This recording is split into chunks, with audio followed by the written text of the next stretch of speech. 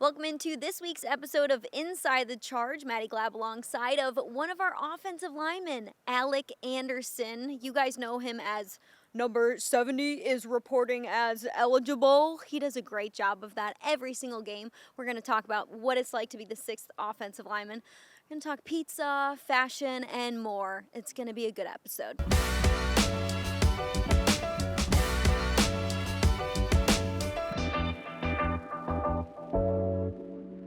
Alec, thanks for hanging out with us right off the practice field. A little bit sweaty. Had a good day out there. I'm glad the sun is still shining in November. Bits and pieces. You have been a part of this lineup this season. The Bills use 6 offensive linemen, more than any other team does in the NFL right now. And we know when you report as eligible, you're going into the lineup as offensive lineman number 6. What's the best part of doing that?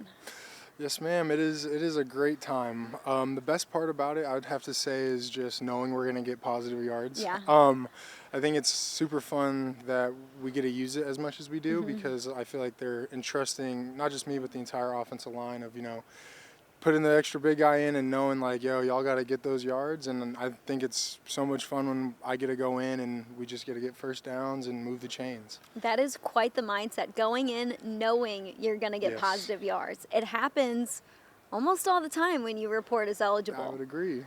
Where does that mindset come from? Comes from just myself and my family, I'd say. Growing up, we were all very competitive. We all played sports from my grandparents all the way down to me and my brother, who are the youngest in the family, and everybody in between. So I think growing up, playing sports with all your siblings and your older siblings, you kind of get a more of a competitive mindset. And I think also, for me, it's a sense of pride. I think offensive linemen have a different type of pride than most human beings that walk the earth. And so I think just also that is a driving factor as well. Like, I don't want to let my other 5 boys down that are playing, just as hard every play. So I think it's a sense of pride that also gets me in that mindset of like, all right, let's go out there, move this person in front of me and get James and Ray and tie a hole to run through. Okay, you said offensive linemen have a different sense of pride than other people that walk this earth. I'm going to take that a step further. Okay. I think Alec Anderson has a different type of pride than people that walk this earth. You have the vibe, Alec, that is like, do not mess with me. Yeah. In a fun way. Yes. In a mean way on the field.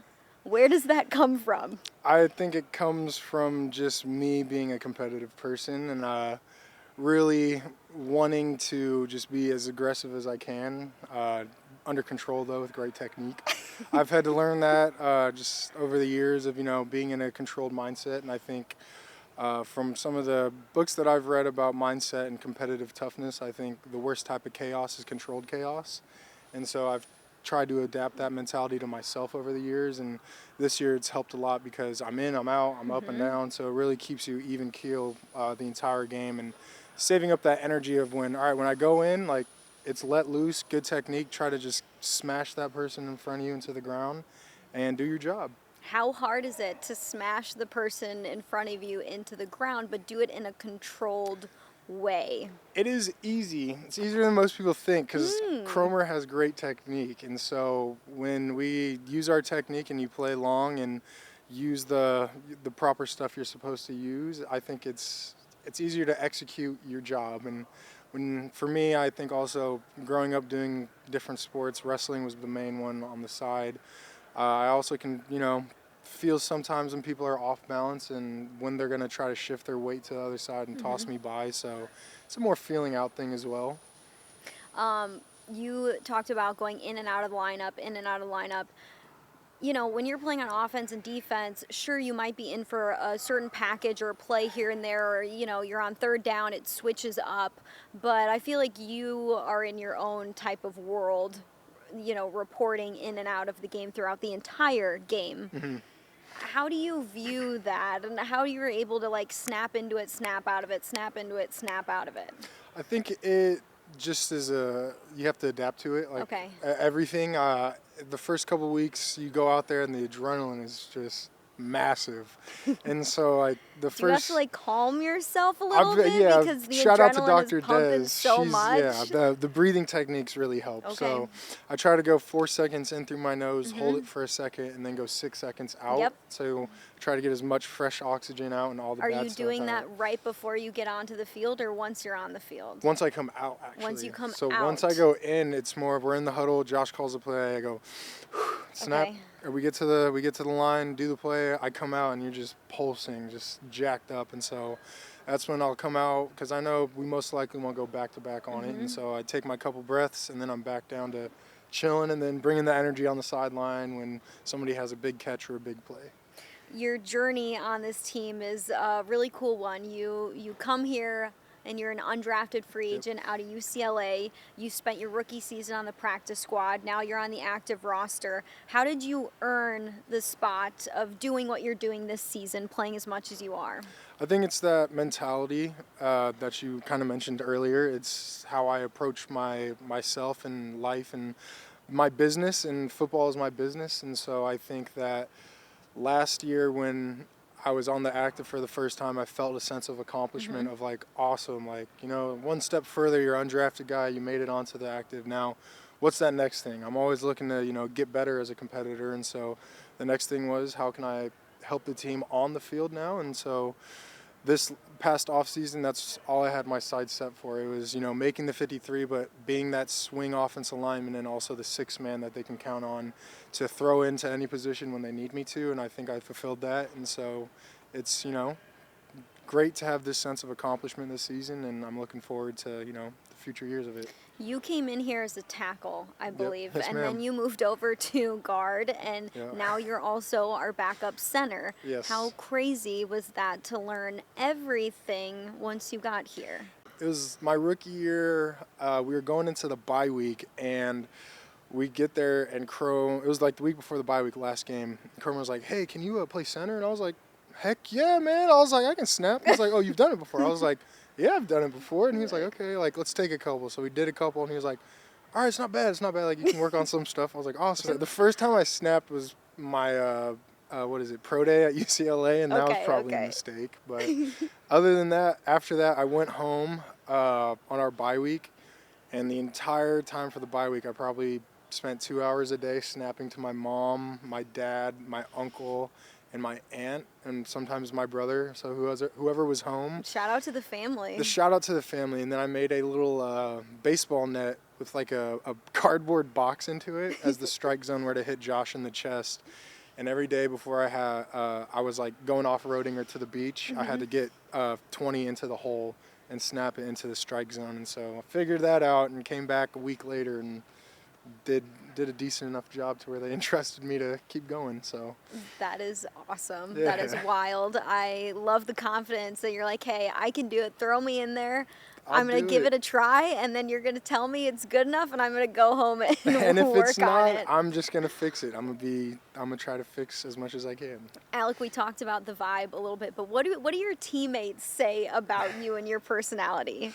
I would say, who said it? I think it was Smiley and I were talking. He was saying that I'm the nicest mean person he's ever met. And so I think that comes off just off the field. I'm willing to always help out and, give a lending hand to people that need it. Pulled people out of the snow plenty of times in Buffalo, Yep. not knowing how to drive in the snow. So other than that, I think my teammates would say that I'm a jokester, but also a hard worker when we need to get down to business. And I think throughout camp this year, last year, and the previous year, everybody knows that I won't shy away from a fight. Oh, no, you If won't. my teammates need me to be there, It's like, who's I'll in be the there. scuffle? Oh, there's Alec again. Who would have known? Yeah, but it's fun. I think that's a sense of pride as well. Yeah. Somebody's not gonna mess with my family here in Buffalo, and I'm willing to go to really any lengths to make sure my people are protected. Alec, one of your uncles is on this coaching Yes. staff, the assistant special teams coach, Corey Harkey, Uncle who Corey. is an awesome guy. How unique is it to have family on the coaching staff? It's crazy. I didn't know until I got here. His brother Tony is married to my mom's youngest sister, and so he's my uncle by association, Yep. not blood. And so I grew up and knew he played for the Rams, and he went to UCLA, and it was funny because I went to UCLA by coincidence, not really knowing that he went there.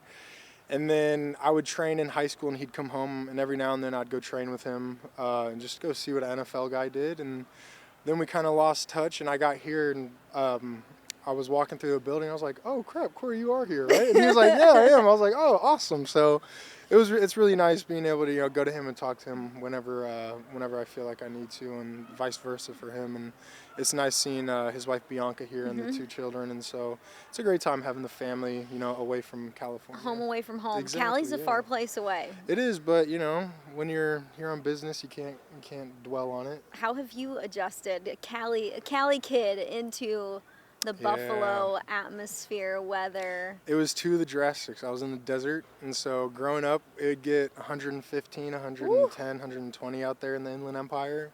And coming to here, flipped opposite, negative 20. Yep. So it gets cold, but I think, honestly, for me, it's just I've always been an adaptive person, and so it'll be cold, but one thing my dad always told us, you can be sick, but don't act sick. And so if you are cold, you can be cold, but don't go out there and complaining about it, because it doesn't do anything but bring down the morale and bring down the energy. You fit Buffalo too. I don't know. You give me Buffalo vibes. You've been here for a few years now. It's fun. It's great. I love being here. Good. I think it's a fun place. We love it too.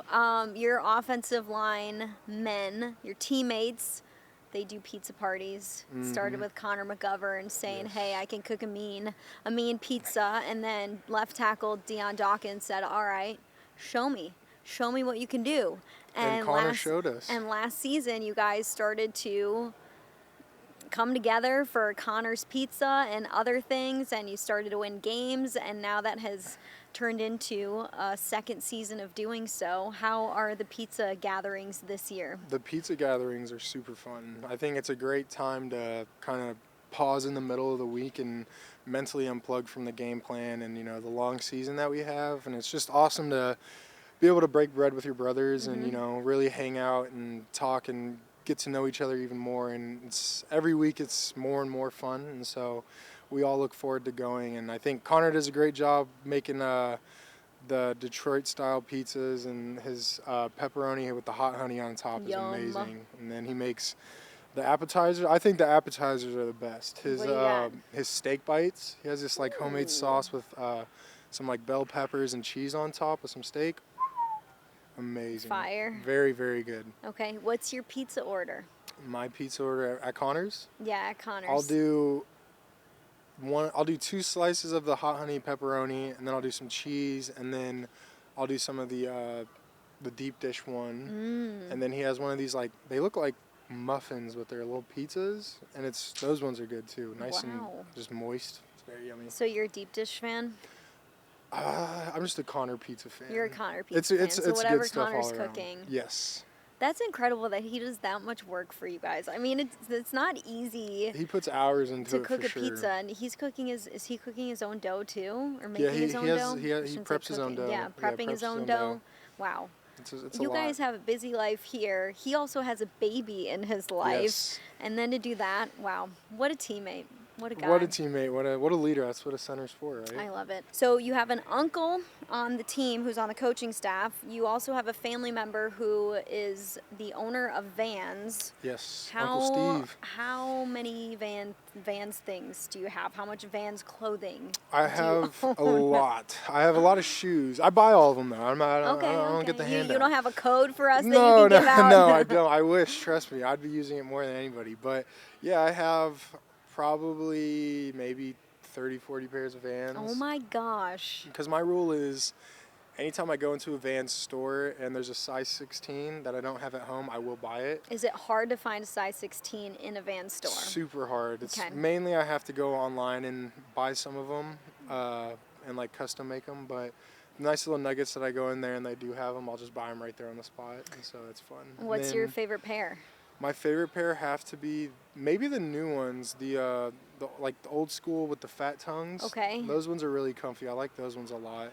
And then also maybe their classic skating shoe. Mm-hmm. That one's always awesome. I always have a pair of those lying around, even if they're super old. And that's the thing. I wear mine until they have a hole in the bottom, and so I love them. They're amazing. Wow. Yeah. So you wear the crap out of them, I and then wear the you're like, crap all out of them. right, I I'll have get another shoes. pair. I got the Vans bus tattooed on my leg.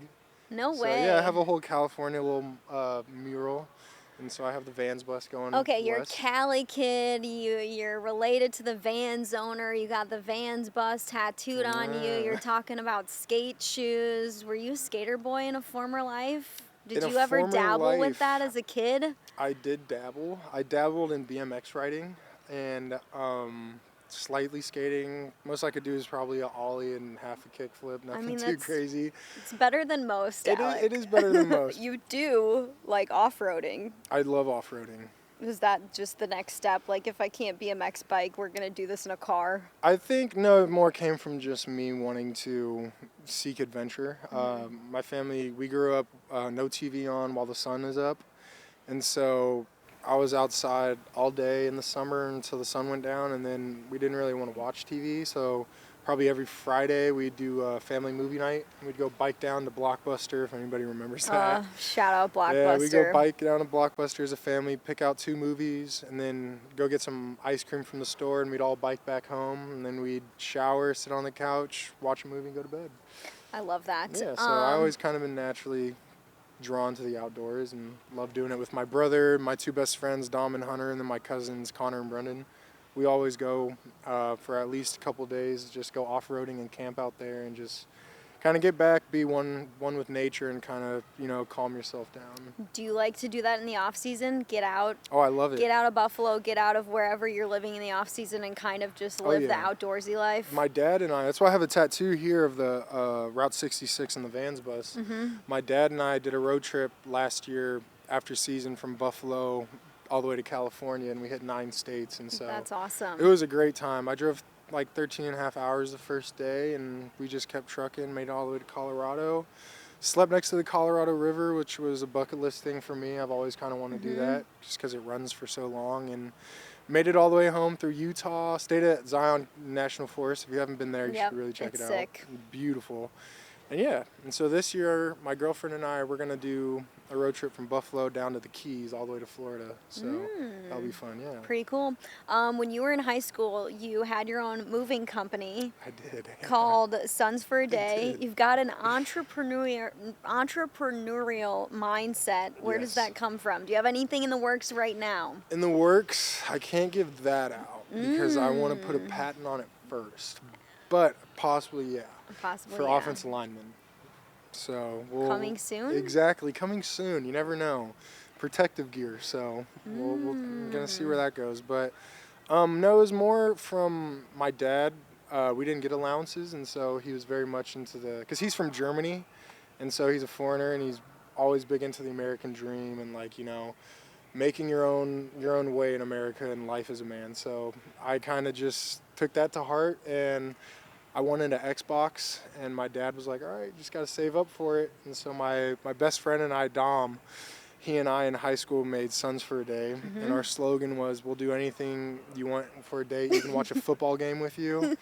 And so we went to people's houses and just did everything, hung up lights, moved them out of houses, moved into new houses, did manual labor as in mowed their front lawn, their back lawn, did their pools, all that stuff. And What's so, the weirdest thing you did? weirdest thing I did? Nothing too crazy. Everything was kind of normal, but my brother and I moved somebody one time, and we were this big painting, and we're carrying it down the stairs, and he was the owner came by and just started chuckling. He was like, haha, hey guys, don't drop that $20 million painting. You're like, what? I was like, what? And we laughed and I'll didn't take it think for anything. myself. Yeah, we didn't think anything of it, and so we put it into the truck, and I was like, excuse me, sir, how much is that painting actually? And he was like, oh no, it's actually 20 million. I was oh like, my gosh. all right, thanks, appreciate the heads up on that one. So that's the most expensive thing that I had to move.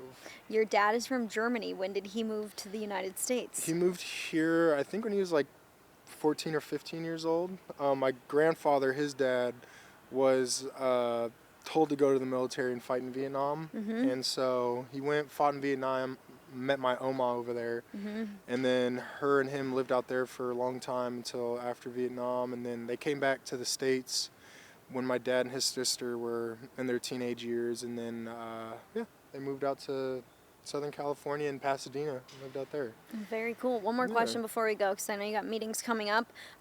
This month in November is Native American Heritage Month. You have a tie to a tribe. What is the tribe, and how does that trace in your family? So it traces from my dad's dad, my opa, who's from Evansville, Indiana, and his mom's side is Blackfoot Native American, and so we have a little bit of that running through our veins, and so I think it's awesome that I have so much diversity in me. Yeah. I'm Irish, I'm German, my dad's half black, so that makes me a little bit black, and I'm also Native American, and it's just really interesting to be able to see America and myself as in a melting pot, and it's kind of a little bit honoring to know that you have a little bit more ancestry ties to here. How do you walk through life with all of that? Like, I how, just be how myself. cool is it? Yeah. It's cool. It's awesome. It's funny because a lot of people don't expect it. And Dion loves to make sure everybody knows it, and so